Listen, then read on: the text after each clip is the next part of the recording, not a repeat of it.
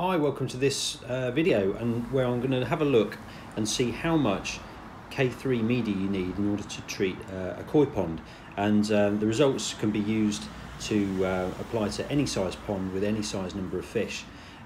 This has been an issue that I've been grappling with for quite some time because I've had high nitrite levels in previous years and I just couldn't work out what the problem was. Was it that my filter was too small? Was the level of flow too low?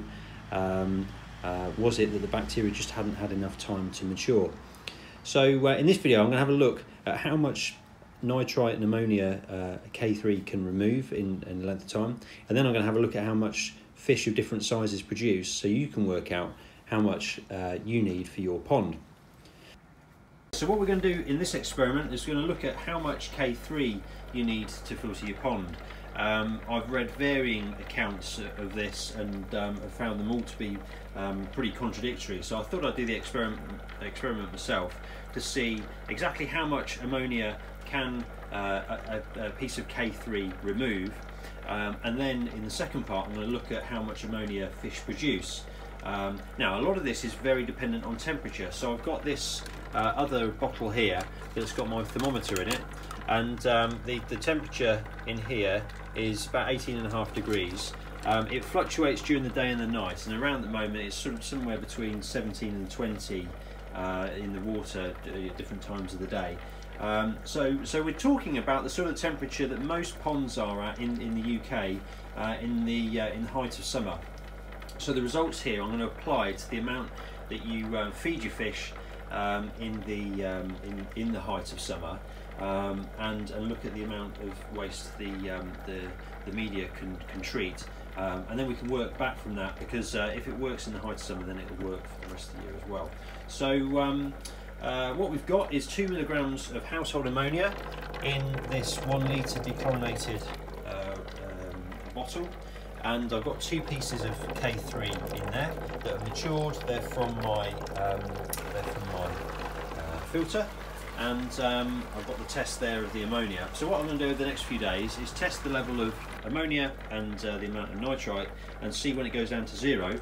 And after it's down to 0 on nitrite, we know that's the length of time it takes for this to fully process the waste, and then we can multiply it up to look how much you need for a pond. So we're on day 4 now, and the 2 pieces of K3 have completely eliminated the 2 milligrams of ammonia that was in there at the start. It took 3 days for it to remove the ammonia, and then it took a further day to remove all the nitrite.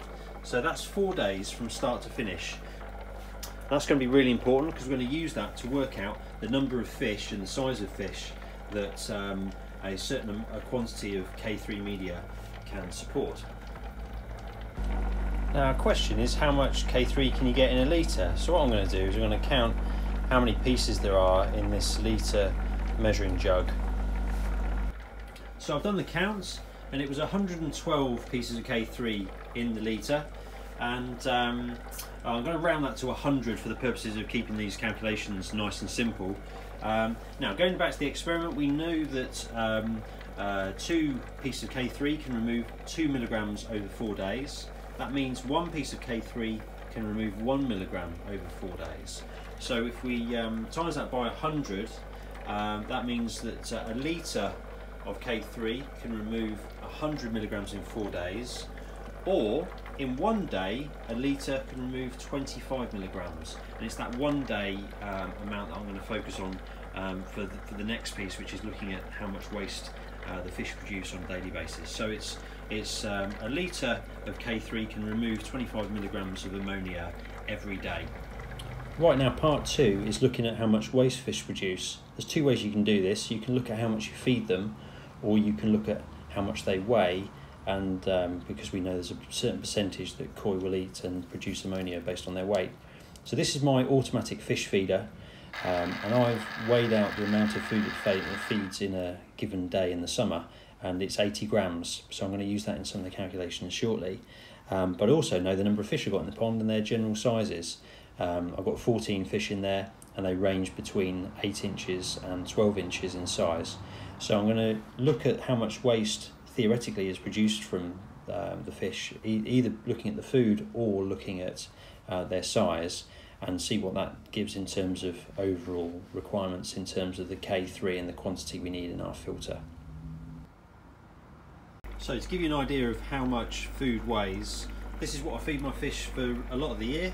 It's 6mm pellets, and 10 grams is about that much. And that's about 100 pellets. So how much ammonia does this 10 grams of food produce? Well, fortunately the calculation is quite simple, linked to the amount of protein in the food. So that food there was 35% protein, so we know in 10 grams there'll be 3.5 grams of protein. And I've also read that 10% of the weight of protein is created as ammonia. So if we've got 3.5 grams of protein, that will create 0.35 grams of ammonia. So how much K3 do we need to treat a pond where you're feeding 10 grams of food in the height of summer? Well, we just need to take the 0.35 grams of ammonia produced and divide that by the amount of ammonia removed by 1 litre of K3, which is 25 milligrams. So when we do that calculation, we get a total of 14 litres of K3 that's required.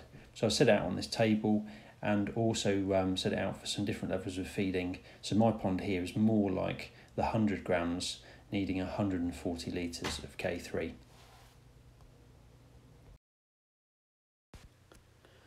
So that's one way of looking about the amount of waste produced by your fish, the amount you feed them. The other way is looking at their size. Now this is more complicated than you might think, because a fish's weight isn't proportional to its length. Because as a fish gets bigger, it gets taller, it gets fatter, and so if you double the length of a fish, you almost multiply its weight by 10 times. And this means that you need to know the size of each individual fish in order to work out an estimate of the weight overall.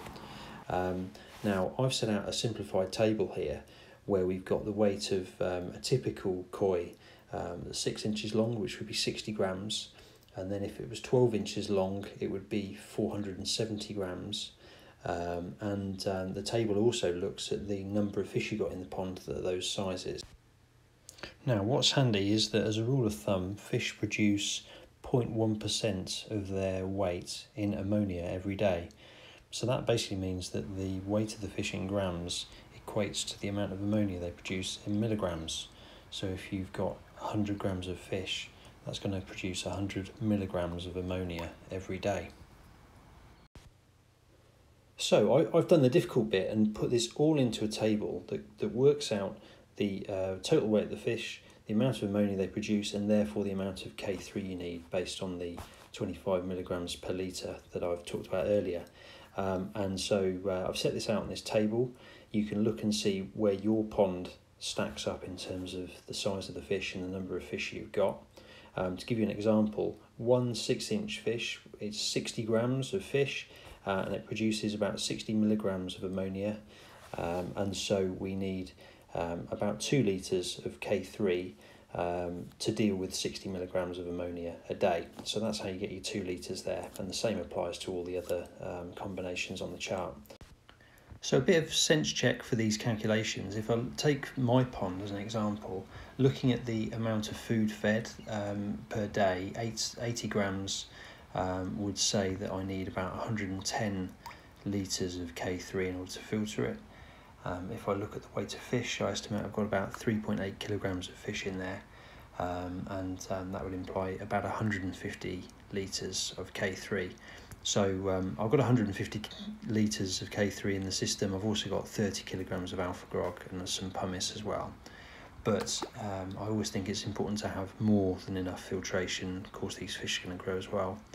But don't forget that these calculations have ignored any other sort of filtering going on in the system.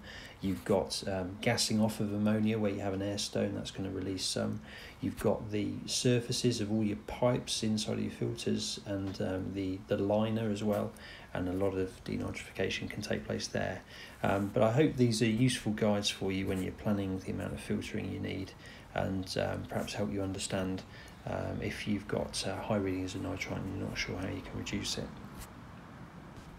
The one thing I'd finish saying is that I've tried to simplify quite a difficult topic, but there's quite wide margins of error in the numbers I've given you, but hopefully it's a useful guide. A key thing is that the quality of the filter is very important. You need really good circulation throughout all the media. If you're not getting full circulation across all the media, then you're going to get a suboptimal outcome, and these calculations all assume that you're getting full circulation across the media. But also that media takes absolutely ages to mature. People talk about it in a matter of weeks, but it's simply not the case. It takes months, if not years, for a pond's filter to mature properly to its full capacity, compared to what you might be familiar with an indoor fish tank, where the temperature is much higher, and the level of fish load is quite a lot lower as well. And so the maturing you get on an aquarium is much quicker than you find in a pond. I hope you found that useful, and I'll see you on the next video.